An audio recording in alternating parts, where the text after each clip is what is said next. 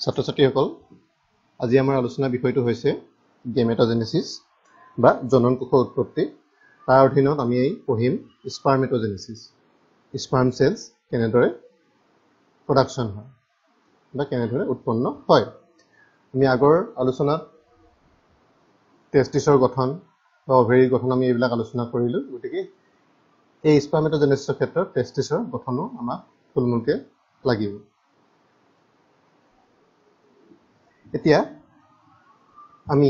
এই বিষয়টো জানিবৰ কাৰণে তাৰ আগতীয়াকৈ আমি ক্ৰমজমৰ গঠন, কোষচক্ৰ আৰু কোষ বিভাজনৰ প্ৰকাৰসমূহ আমি থুলমূলকৈ ৰিমাইণ্ড কৰি ল'ব লাগিব। তোমালোকে কোষচক্ৰ পাই আহিছা।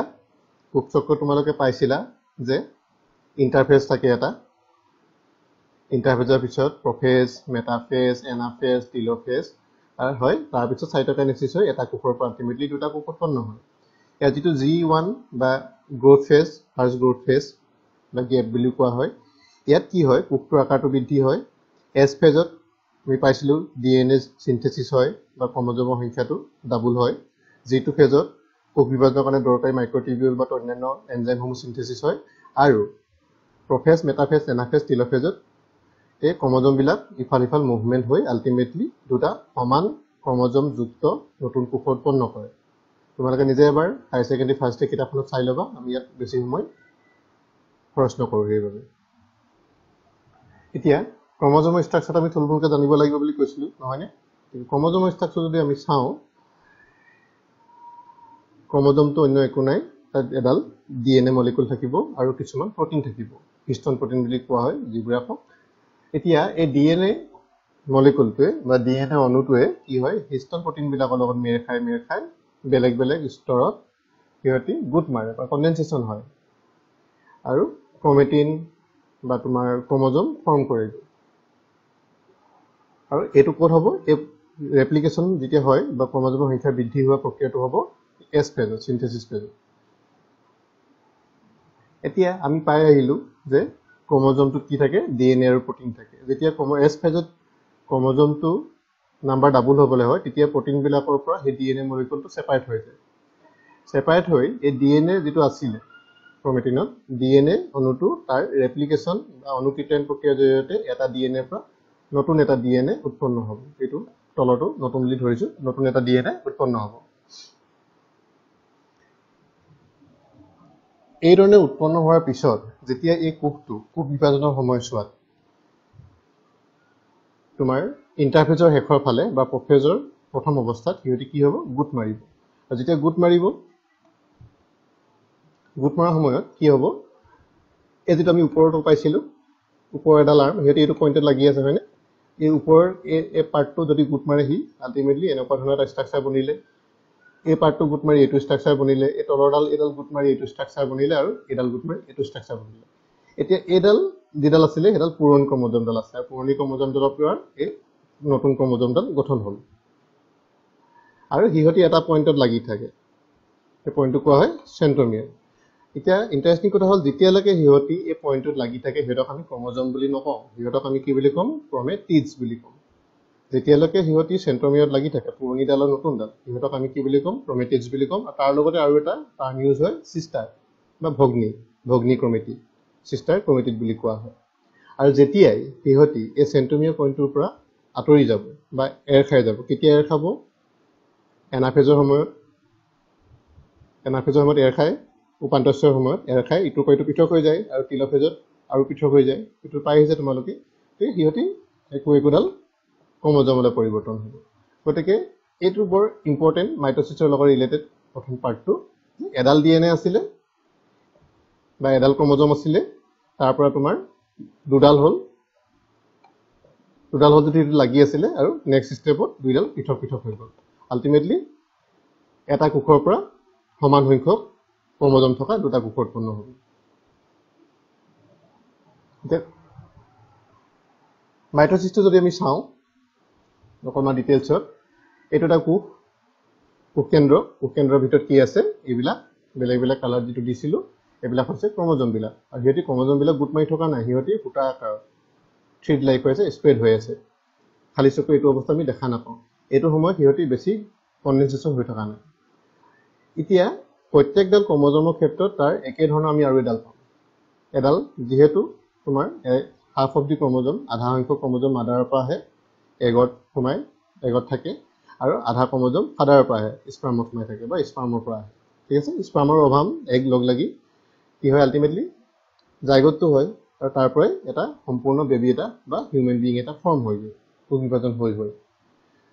গতিকে প্ৰত্যেকটো কোষত কি বেলেগ এটা কোষৰ পৰাই বনিছে আৰু সেই কোষটোত দ্বিগুণ বা দ্বিগুণাত্মক ক্ৰমজম থাকিব এই ধৰণে যদি চাওঁ আমি তেনেকুৱাবিলাক কোষক আমি টুৱাইচেন বা ডিপ্লয়েড কোষ বুলি কোৱা হ'ব য'ত প্ৰত্যেকডাল ক্ৰমজমৰ সমৰূপী আৰু এডাল ক্ৰমজম থাকিব ইহঁতক homologous ক্ৰমজম বুলি কোৱা হয় এতিয়া এই প্ৰত্যেকডাল ক্ৰমজম এইটো ইন্টাৰফেজৰ আৰম্ভণিতে মানে G1 ফেজতে আছে তেতিয়া S ফেজ পাবগৈ সিনথেসিস ফেজ যেতিয়া পাব কোষ চক্ৰটো তেতিয়া কি হ'ব প্ৰত্যেক ডালৰ পৰা কি হৈছে আৰু এডাল DNA অণু সিনথেসিস হৈছে ৰেপ্লিকেশন হৈছে বা অনুকীৰ্তনৰ জৰিয়তে হৈছে হলে এডাল আছিলে ইয়াৰ আৰু এডাল বনিলে এডাল আছিলে ইয়াৰ আৰু এডাল বনিলে ইয়াৰ আছিলে ইয়াৰো একে আৰু এডাল বনিলে ইয়াৰ এডাল আছিলে ইয়াৰ আৰু এডাল বনিলে নে এতিয়া যদি আমি কনডেনসেচন কেনে হোৱাৰ পিছত কেনেকুৱা দেখিব বা গুট মৰাৰ পিছত কেনেকুৱা দেখিব এই আৰ্মটোৰ পৰা এটো বনিলে এই আৰ্মটোৰ পৰা এটো বনিলে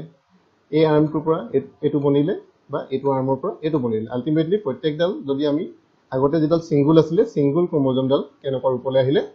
এটো ৰূপলৈ আহিলে এটো আমি কোনটো সময়ত পাম এটো তোমাৰ প্ৰফেজৰ পি লিখা আছে প্ৰফেজৰ সময়ত এটো ৰূপ ল'ব যেতিয়া মেটাফেজ পাব মধ্যস্থৰ পাব মধ্যস্থৰ কি হ'ব এই ধৰণে যি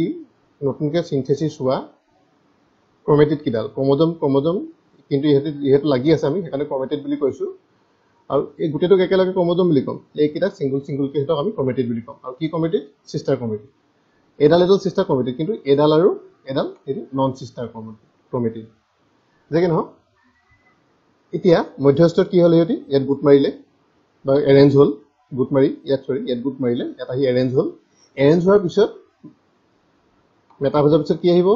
এনাফেজ উপান্তস্তৰ তেতিয়া কি হ'ব এই যেটো পইণ্টত লাগি আছিল তাৰ এডাল এফালে আহিলে আৰু এডাল অপজিট ডাইৰেকশনত গ'ল গৈছেনে সেপাৰেট হৈছে প্ৰত্যেকটো ক্ৰমজমৰ ক্ষেত্ৰতে হেতু সেপাৰেট হৈ যাব সিস্টাৰ ক্ৰমেটিড যেতিয়া সিস্টাৰ ক্ৰমেটিড কিটা সেপাৰেট হৈ গ'ল হিয়তক আমি কি বুলি কম ক্ৰমেটিড বুলি নকওঁ এতিয়া এডালক কেনেকৈ আমি সিস্টাৰ ক্ৰমেটিড বুলি নকওঁ এটা একোই পদত হিয়তি ক্ৰমজমৰ পৰিৱৰ্তন হয় ক্ৰমজম বুলি কম হিয়তক আমি ঠিক আছে এনাফেজৰ পিছত আহিলে টিলোফেজত আৰু বেছি সেপাৰেশন হ'ল সেপাৰেশন হৈ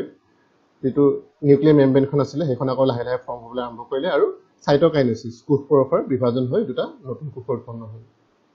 ঠিক আছে গতিকে এই প্ৰক্ৰিয়াটো হৈছে এটো মাইটোসিস এটা টুৱাইচেন বা দ্বিগুণাত্মক কোষৰ পৰা আল্টিমেটলি দুটা দ্বিগুণাত্মক কোষ উৎপন্ন হ'ল তে ক্ৰমজমৰ সংখ্যাটো একেদৰে কেনেকৈ থাকিলে এৰ কেডাল আছিলে চাৰিডালৰ পৰা সিনথেসিস হ'ল সবৰে আৰু এডাল বনিলে কিন্তু এটো সেপাৰেট হৈ যোৱা নাই চাৰিডালে আছে চাৰিডালৰ কিন্তু সবৰে আৰু এডাল আৰু এটা কপি আছে হয়নে ইয়াতো চাৰিডাল আছে 1 2 3 4 কিন্তু এটা কপি আছে ইয়াত কি হ'ল সেপাৰেট হৈ গ'ল গতিকে টেম্পৰেৰিলি হেতি 4n হ'ল গৈ আঠডাল হ'ল গৈ অৰিজিনাল চাৰিডাল আছিলে ইয়াত আঠডাল বনিলে আকৌ আঠডাল যদি আকৌ তুমি ডিভাইড কৰি দিও কিমান হ'ব 4 হ'ল একে গতিকে যিকোনো সংখ্যা চাৰিডালে হওক আঠডালে হওক 46 ডালে হওক এনেকুৱা ধৰণে এটা মাইটোসিস কোষ বিভাজনৰ জৰিয়তে টুৱাইচেন এটা কোষৰ পৰা দুটা নতুন টুৱাইচেন কোষ উৎপন্ন হয় ডিপ্লয়েড কোষ উৎপন্ন হয় গতিকে হিউমেন সেলৰ ক্ষেত্ৰত যদি আমি চাওঁ ইন্টাৰফেজৰ আৰম্ভণিতে 46 থাকিব 46 * 2 দিছো কি কাৰণে * 2 দিছো সিনথেসিস হ'ল তাৰ লগত আৰু ডাল লাগি আছে এটো মেটাফেজ আহিলে মেটাফেজৰ এটো হলে দুইডাল মেটাফেজ আৰু তোমাৰ এনাফেজ দুইটা লগ লাগি সেপাৰেট হৈছে টিলোফেজত কমপ্লিট সেপাৰেশন হৈছে আৰু সাইটোকাইনেসিস হোৱাৰ ফলত এটা টুৱাইচেন সেলৰ পৰা দুটা নতুন কোষ বনিল একেদৰে আমি যদি মিয়োসিসটো চাওঁ মিয়োসিসটো অকনমান কমপ্লিকেটেড ফাৰ্স্ট পাৰ্টটো মিয়োসিস আমি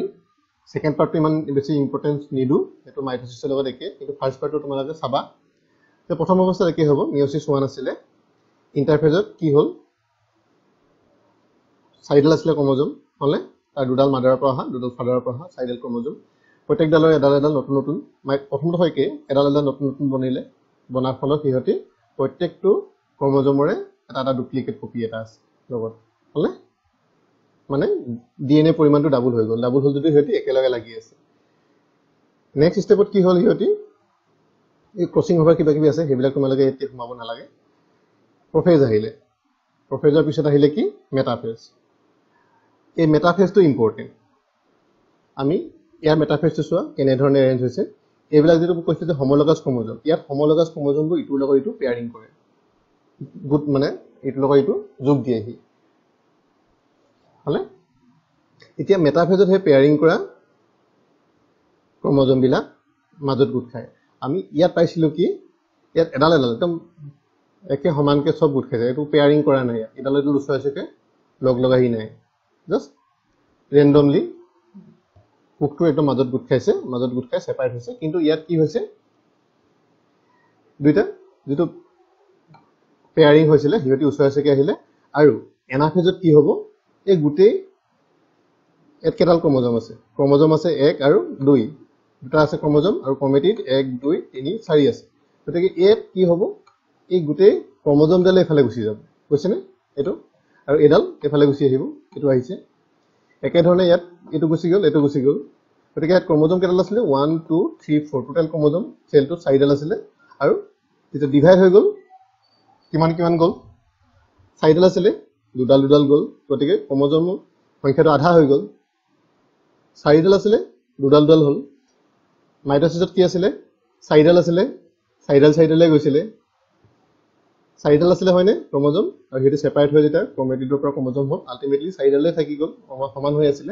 কিন্তু মিয়োসিছত এটো এনেকুৱা ধৰণে আৰু বেলেগ ধৰণে ডিভিজন হোৱাৰ কাৰণে কি হল হেতু ক্ৰোমোজোমৰ সংখ্যাটো আধা হৈ গল এতিয়া টেলোফেজ হোৱাৰ ফলত কি হল এই কোককিটা নতুনকৈ ফৰ্ম হোৱা কোককিটা আধা সংখ্যক ক্ৰোমোজোম হে আছে হলে এইডখৰ তোমাৰ মিয়োসিস 1 টু শেষ হৈ যাব এতিয়া নতুনকৈ যেটা ফৰ্ম হল সেল ইয়াটো তোমাৰ আৰম্ভণি কোকটো টুৱাইস n আছিল টুৱাইস n ইকুৱেল টু 4 আছিল ইয়াত তোমাৰ আধা হৈ গল n আধা হোৱা কাৰণে বা দুডাল হোৱা হয়তো আমি n বুলি কৈছো আধা হোৱা কাৰণে হেপ্লয়েড এতিয়া এই কোকটো যেটো আছিল এই কোকটো কি মাইটোসিস কোক বিভাজন আৰম্ভ কৰিব নেক্সট যেটো মাইটোসিস কোক বিভাজন বুলি কৈছো যেটো তাক মিয়োসিস 2 বুলি আমি কওঁ আৰু এই যেটো কোক বনিলে কিউ কি হল আকৌ তাৰ কোক বিভাজন হ'ব এই নেক্সট যেটো কোক বিভাজন হি মাইটোসিসৰ লগত একে মিয়োসিস 2 কোক বিভাজন মাইটোসিসৰ লগত একে এটো সদায় মনত ৰাখিব ইয়াত কি হল ক্ৰোমোজোম দুডাল আছিল কিন্তু ক্ৰোমেটিড টোটাল কিমান আছিল 1 2 3 4 আছিল আৰু ক্ৰোমেটিড কিটা ইয়াৰ পৰা এৰাই গলে ক্ৰোমোজোম হ'ব প্ৰফেজ মেটাফেজত মাজত গুড খালে এনাফেজত কি হল এই যেটা লাগি আছে সেন্ট্ৰমিয়াৰ পৰা পৃথক হৈ গল হলে পৃথক হোৱাৰ ফলত হিয়তি ইয়াত ক্ৰোমোজোম দুডাল আছিল এডাল ক্ৰোমোজোম দুডাল ক্ৰোমোজোম ক্ৰোমেটিড 1 2 3 4 ডাল আছিল গতিকে এই ক্ৰোমোজোম ডাল ভাগ হল দুফালে দুডাল আহিলে এই ক্ৰোমোজোম ডাল ভাগ হল দুফালে দুডাল আহিলে ক্ৰোমেটিড ভাগ হৈ ক্ৰোমোজোম হৈ গল গতিকে নতুনকৈ যে দুটা সেল ফৰ্ম হ'ব এই পাৰ্টটোত একে সমান সংখ্যক দুডাল ক্ৰোমোজোম ইয়াতো দুডাল ক্ৰোমোজোম আৰু ইজনে দুডাল গতিকে পিছৰ সেল ডিভিজন যেটো আছে মিয়োসিস 2 তাৰ পৰা আলটিমেটলি কেটা বনিলে দুটা বনিলে ইয়াতো কেটা বনিব দুটা বনিব হল আৰম্ভণি কোক এটা আছিল এই কোকটো দুবাৰ বিভাজন হল প্ৰথমবাৰ বিভাজন হোৱাৰ ফলত কি পালো আমি দুটা হেপ্লয়েড সেল পালো আৰু সেকেন্ডবাৰ বিভাজন হোৱাৰ ফলত এই হেপ্লয়েড সেলটোৰ পৰা আৰু দুটা বনিলে আৰু এই হেপ্লয়েড সেলটোৰ পৰা আৰু দুটা বনিলে আলটিমেটলি এটা কোকৰ পৰা চাৰিটা কোক উৎপন্ন হ'ব এটো হৈছে তোমাৰ মাইটোসিস আৰু মিয়োসিস এতিয়া আমি যাওঁ স্পাৰমেটোজেনেসিসৰ যেটো প্ৰসেস বা শুক্ৰাণু উৎপত্তি প্ৰক্ৰিয়াটো পুংজনন কোষ বা শুক্ৰকোষ বুলি যেটো কোৱা হয় যে আমি আগৰ ক্লাছত আমি চাইছিলো বা পাইছিলো যে শুক্ৰাণুৰ গঠনটো শুক্ৰাণু নহয় শুক্ৰাণুৰ গঠনটো আমি পাইছিলো তাত অসংখ্য সেমিনিফাৰাছ টিউবুল থাকে সেমিনিফাৰাছ টিউবুল বিলাকৰ ভিতৰৰ এটা কোষৰ এটা স্তৰ বা লেয়াৰ এটা থাকে আৰু লেয়াৰতে কি হয় এই শুক্ৰাণু বিলাক উৎপন্ন হয় আৰু হিয়তি হে এপিডিডাইমিছৰ পৰা ওলাই যায় ইজিকুলেটৰী ট্ৰাক্টলৈ আমি যদি সেকশন কৰি চাওঁ ক্ৰস সেকশন চাওঁ এই সেমিনিফাৰাছ টিউবুল বিলাকৰ তাত আমি বেলেগ বেলেগ স্তৰত বেলেগ বেলেগ ডেভেলপমেন্টাল ষ্টেজত থকা আমি কোষ বিলাক পাওঁ এখিনি ইমান বেছি দৰকাৰ নহয় এই ডায়াগ্ৰাম বিলাকৰ কথা কৈছো এতিয়া আৰু জানিবলগীয়া কিছুমান কথা আগতে এদিন কোৱা হৈছে যে প্ৰাইমৰ্ডিয়েল জাৰ্ম সেল বুলি যেটো কোৱা হৈছে এটো হৈছে তোমাৰ আদি আৰম্ভণিৰ যিবিলাক মাতৃকোষ is present in the seminiferous tubule are the precursor cell of spermatozoa. গতিকে seminiferous tubule বিলাকৰ একদম বাহিৰৰ ফাললৈ যিখিনি আছে ইহঁতত কিছুমান স্পেচিয়েল সেল তাৰ পৰাই কি হয় স্পাৰ্ম বনা প্ৰক্ৰিয়াটো আৰম্ভ হয় এই সেল বিলাক সোমাটিক সেল সো দেহকোষ বুলি ধৰা হয় ইহঁতক আৰু ইহঁতত কিমান সংখ্যক ক্ৰোমোজোম থাকে 46 নাম্বাৰস বা 23 পেয়াৰ্স আৰু ডিএনএ টো আমি তেতিয়া এটা কি বুলি কম টুৱাইস এন 46 আছে হিউম্যানৰ ক্ষেত্ৰত আমি হিউম্যানৰ কথা কৈ আছো দেই তে ক্ৰোমোজোম occurs in 23 homologous pairs কি কাৰণে কৈছিলো 23 ডাল মাদাৰৰ পৰা আহিছে 23 ডাল ফাদাৰৰ পৰা আহিছে আৰু প্ৰত্যেক ডালৰে একোটা একে আছে মানে এক নম্বৰ ক্ৰোমোজোম ডালৰ নিচিনা আৰু এডাল ক্ৰোমোজোম থাকিবই কোষটোত 10 নম্বৰ ক্ৰোমোজোম ডালৰ নিচিনা আৰু এডাল থাকিবই ক্ৰোমোজোম কোষটোৰ ভিতৰত এটো বস্তু The one of each homologous chromosome pair is from maternal mother price and other from paternal father price. Diploid cell to refer to a cell containing 46 single chromosome. Human ক্ষেত্ৰত diploid cell বুলি ক'লে আমি 46 chromosome থকা যিবিলাক cell আছে বা twice n আমি হেবিলাকক diploid cell বুলি কম যদি haploid বুলি ক'বলে হয় কোনবিলাকক haploid বুলি কম যিবিলাকৰ কিমান আছে আধা সংখ্যক আছে 23 chromosomes আছে বা কোনোবাটা বেলেগ এটা অৰ্গানিজম যদি ধৰো তাৰ যদি 42 আছে তাৰ আধা 21 বা 44 আসলে ক্ৰোমোজোম টোটাল তাৰ আধা 22 গতিকে 44 to diploid 22 to haploid cell তেনেকুৱা ধৰণৰ chromosome pairs 1 to 22 are autosomal or non-sex pairs the chromosome যিবিলাক আছে আমাৰ কোষৰত হে ক্ৰোমোজোম বিলাকক কিছুমান বিশেষ ক্যাৰেক্টাৰ বা হিয়তৰ গঠনগত বা ষ্টেইন বা ৰং কেনেকুৱা ধৰণে লয় সেইবিলাকৰ পৰা ভাগ কৰি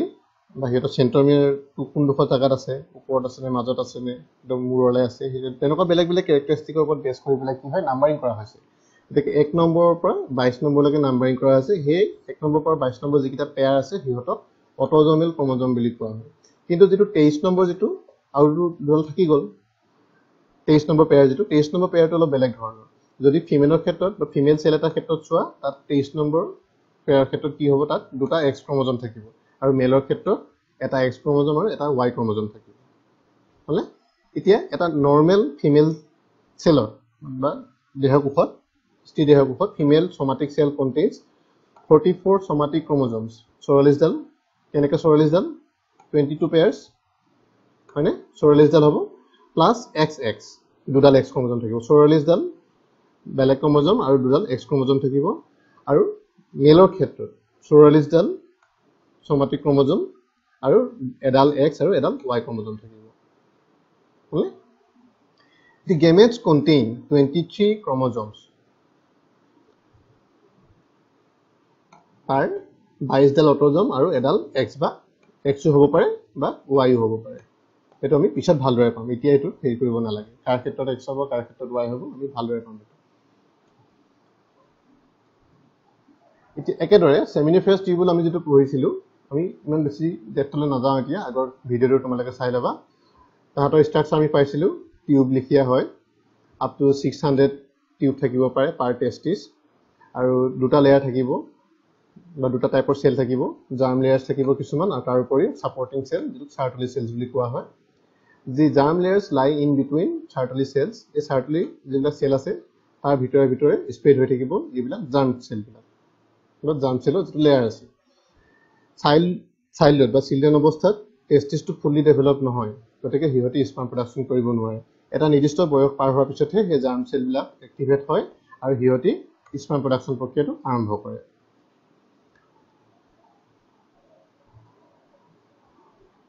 ডেফিনেশন তোমালোকে বেলেগ কিতাপত পাবা বা ইন্টাৰনেটতো ধুনীয়া ডেফিনেশন পাবা এটো ফলো কৰিব নালাগে নিজৰ সুবিধা মতে লবা এতিয়া আমি আমাৰ মেইন টপিকটোলৈ যাওঁ হেতু হৈছে কি স্টেজ কি স্টেজত স্পাৰ্ম বনা প্ৰক্ৰিয়াটো হয়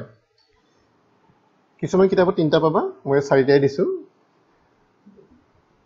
stage of proliferation stage of growth stage of maturation and stage of transformation চাৰিটা স্টেজত আমি প্ৰত্যেকটো স্টেজ আমি এতিয়া আলোচনা কৰিম তে ফাৰ্স্ট যেটো আছে স্টেজ অফ proliferation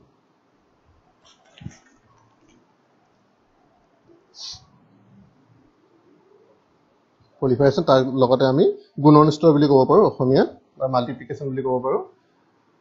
ইয়াত কি হয় যিবিলাক সেই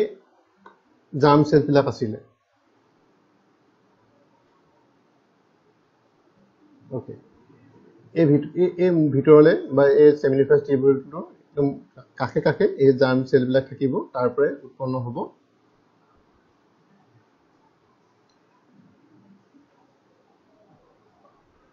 এই জাৰ্ম চেল যিবিলাক আছিলে সেমিনিফাছ টিউবুল সিহঁতৰ পৰাই স্পাৰ্ম বনা প্ৰক্ৰিয়াটো আৰম্ভ কৰে primordial germ cells gather at the testis at 4 week of embryonic development এই যিবিলাক চেলবিলাক আছে সিহঁতে আমি এম্ব্ৰায়নিক ষ্টেজত থাকোঁতেই ইন কেছ অফ মেল এম্ব্ৰায়নিক ষ্টেজত থাকোঁতেই সিহঁতি ডেভেলপমেণ্ট হ'ব আৰু আহি টেষ্টিছত গোট খাব is primordial germ cell are diploid আমি আগতেও পাই আহিছোঁ এইবিলাক ডিপ্লয়ড হ'ব 46 ক্ৰমোজম থাকিব বা 23 পেয়াৰ্ছ ক্ৰমোজম থাকিব দুই ধৰণৰ জাৰ্ম চেল ডেভেলপমেণ্ট হ'ব পাৰে ক'ৰ পৰা ডেভেলপ হ'ব প্ৰাইমৰ্ডিয়েল জাৰ্ম চেলৰ পৰা টাইপ এ স্পাৰ্মেটগনিয়া আৰু টাইপ বি স্পাৰ্মেটগনিয়া ঠিক আছে এতিয়া আমি পালোঁ কি যিটো প্ৰাইমৰ্ডিয়েল জাৰ্ম চেল আছিলে বা যিবিলাক চেলৰ পৰা স্পাৰ্ম বনিব সিহঁতি প্ৰথম অৱস্থাত টাইপ এ স্পাৰ্মেটগনিয়া নামৰ এক প্ৰকাৰৰ চেললৈ কনভাৰ্ট হ'ব হ'লে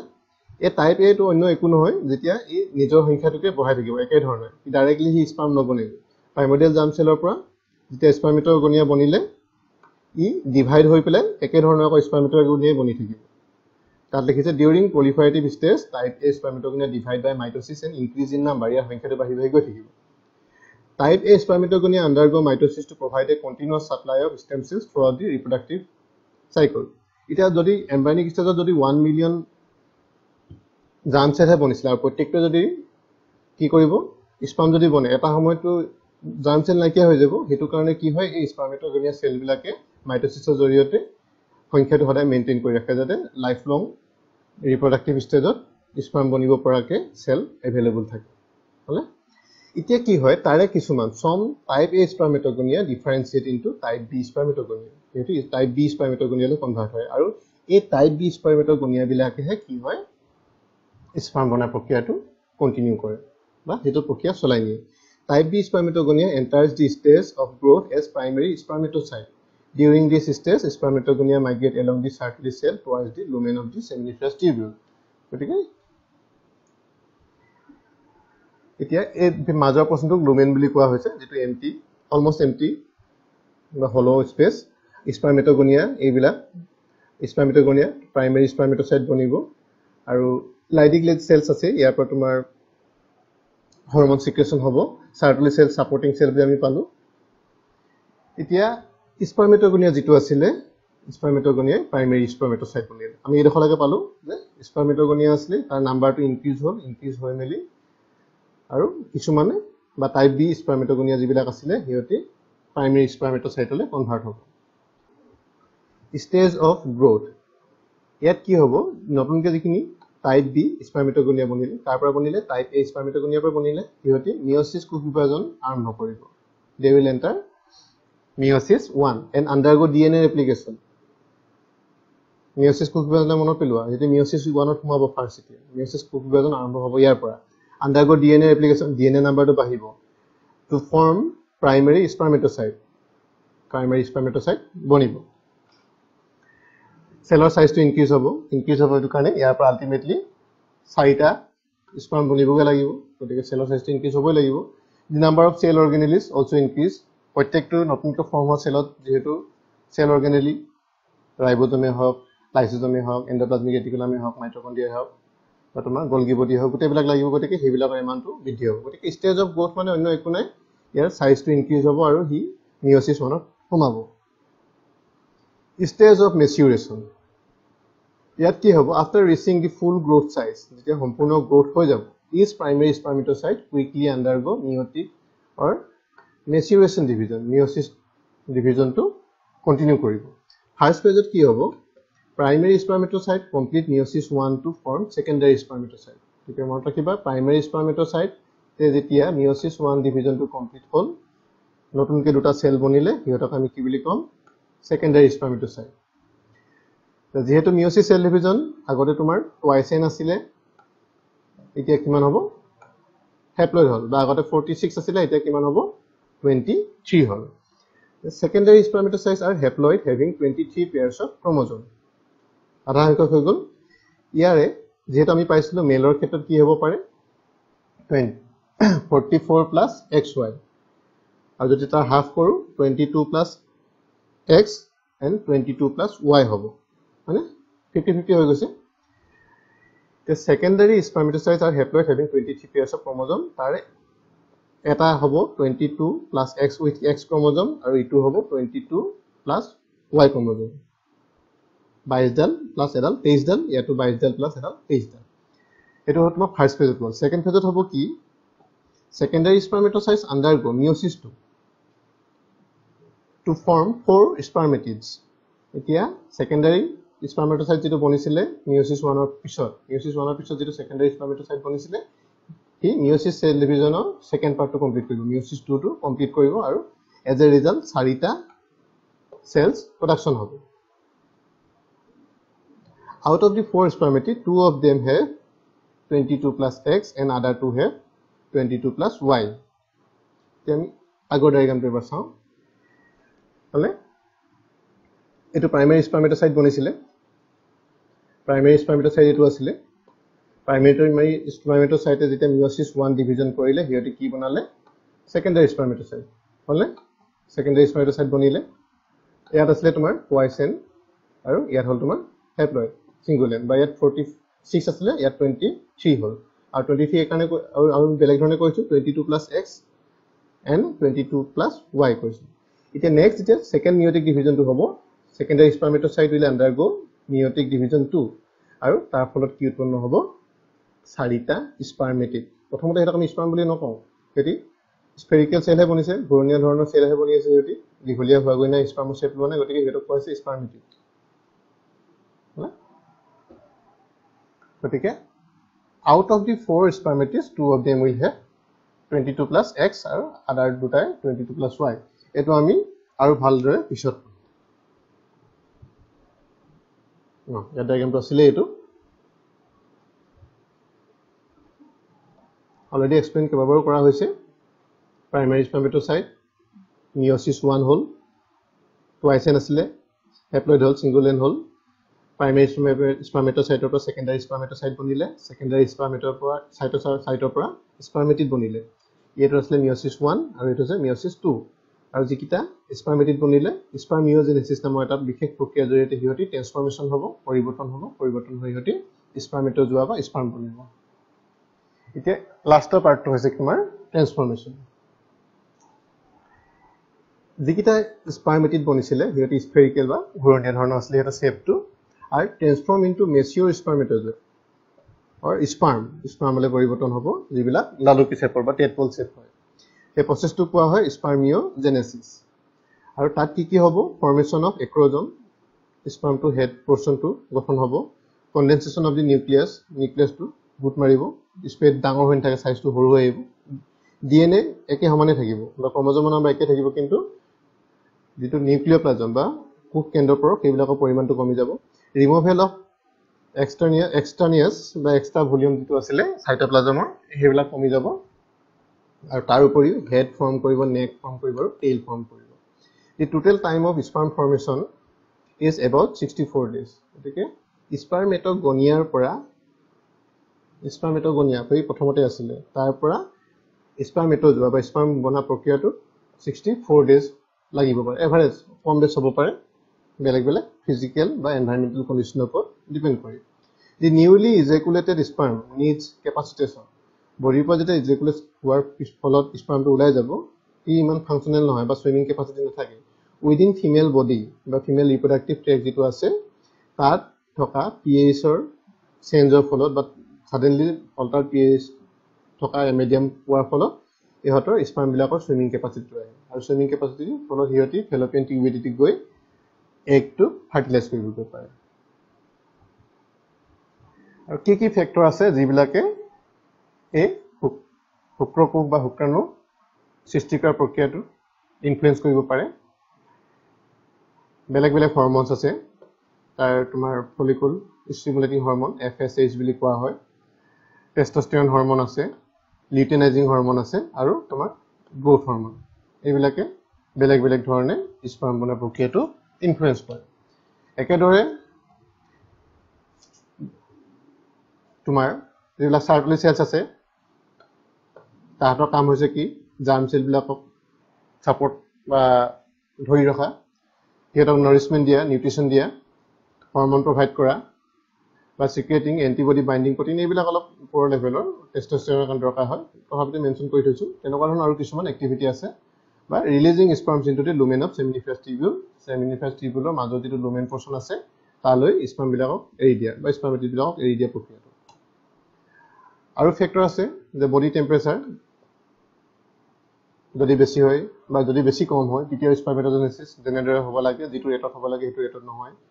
বেমাৰৰ ফলতো এফেক্ট হ'ব পাৰে এলকহল আৰু নিকোটিন বা ড্ৰাগছ বা কিবা কিবি বিশেষ দৰৱ যেনেকৈ কেমোথেৰাপি